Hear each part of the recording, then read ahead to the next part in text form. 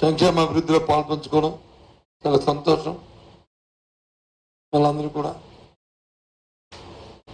ఏ problem లేకుండా ఈ కార్యక్రమాన్ని చేశారు. ఎన్నో చూసిన ప్రయత్నం చేశారు, దౌర్జన్యాలు చేయడం చూశారు. మీ సమయం పాటించాం. మా కార్యకర్తలకు మేము ఇన్ఫార్మ్ చేస్తాం, మేము అందరికీ చెప్పాం. వాళ్ళ స్థానం కోల్పోయారు. చంద్రబాబు స్థాయి నుంచి భాష మీద ఇష్టం వచ్చినట్టుగా భాషని సభ్య సమాజంలో ఎవరు ఎన్ని భాషలు మాట్లాడుతున్నారు. కాబట్టి రేపు రెండు ఇంకా ఉధృతంగా ఉంటాయి. వాళ్ళ తాలూకా మాటలు కానీ చేష్టలు కానీ వాళ్ళ చేతలు కానీ ఎవరు కూడా ఉద్రేకపడద్దు. మన ముందున్న కర్తవ్యం రేపు ఈ రాష్ట్రంలో మళ్ళీ జగన్మోహన్ నాయకత్వంలో అధికారం తీసుకురావాలి. పేద ప్రజలకు మనం చేయూతనివ్వాలి. వాళ్ళ ఆర్థిక పరిస్థితి మెరుగుపరచాలి. అది సమాజంలో సమాజం బాధ్యతది ఒక పౌరుడిగా అని చెప్పామ్మా మా కేడరందరికీ. మా ముఖ్యమంత్రి ఆదేశం అది, మా పార్టీ అధ్యక్షుడు. ఆ ప్రకారం అందరూ కూడా సమన్వయం పాటిస్తూ ఎక్కడ ఏ విధమైన కవింపులు వచ్చినా సరే ఏ ఒక్కరు కూడా రియాక్ట్ అవ్వకుండా సహనంగా ఇంత పర్సెంటేజ్ పోలవడానికి నా కార్యకర్తను సహకరించిన ప్రతి కార్యకర్తకి మనస్ఫూర్తిగా అభినందనలు తెలియజేస్తున్నాను. మీరు పార్టీ నాయకత్వం గుండెల్లోనూ పార్టీ గుండెలో మీరు అందరూ ఉన్నారు.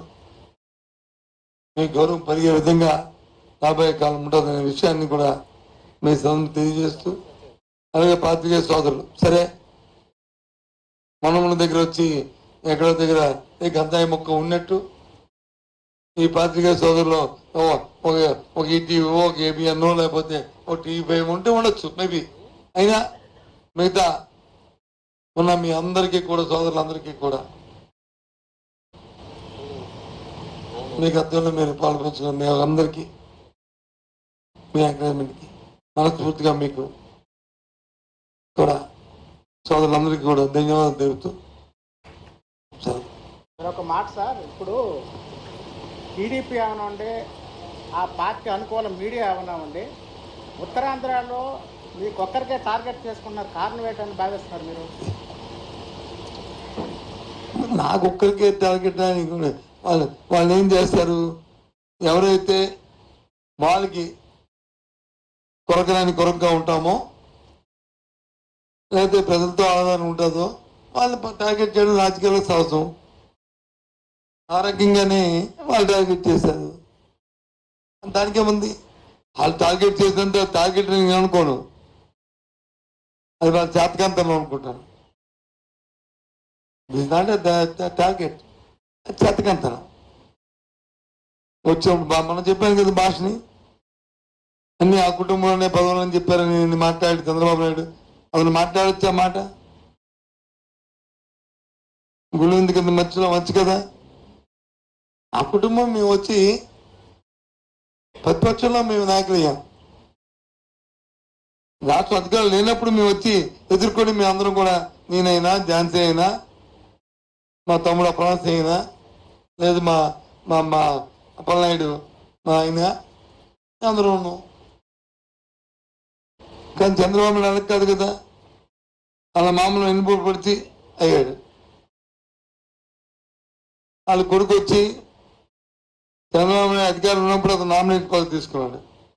తర్వాత అధికారం పోటీ చేసినప్పుడు ఓడిపోయాడు. కొడుకు తోడూరు వచ్చి అధికారం వాళ్ళు నాన్నగారు అంటే బాబాయ్ అవుతాడు. అతను వచ్చి చంద్రబాబు నాయుడు చంద్రబాబు అధికారం ఉన్నప్పుడు ఇక్కడ ఉన్న భరత్ పోటీ చేసి ఓడిపోయాడు. మరి చంద్రబాబు బావమరిది ఆయన అధికారం ఉన్నప్పుడు ఆయన ఎమ్మెల్యే అయ్యాడు. మేమెవరం కూడా పార్టీ అధికారం ఉన్నప్పుడు అవ్వలేదు. మరి వాళ్ళ వదిన గారు వచ్చి ఇంకో పార్టీలో ఉన్నారు నాయకత్వం. అంటే 5గురు. ఆ కుటుంబంలో ఎక్కువ వాళ్ళ కుటుంబం, అది కుటుంబం వాళ్ళ మాది కుటుంబం వాళ్ళ. మాకు ఆ పదం లేదు. ఏం మాట్లాడు అంటే ఇవాళ చూస్తే ఇవి రాజీనామా లేక ఇంత దిగజారిపోతే ఎవరైనా దానికి మళ్ళీ నేను పోలీస్ కంప్లైంట్ ఇచ్చుకొని సిపి కంప్లైంట్ చేసి దీని పూర్వపరాలు ఎక్కడి నుంచి వచ్చింది ఏంటని అని చేయమని చెప్పడం ఎందుకు పార్టీలో గందరగోళం సృష్టి.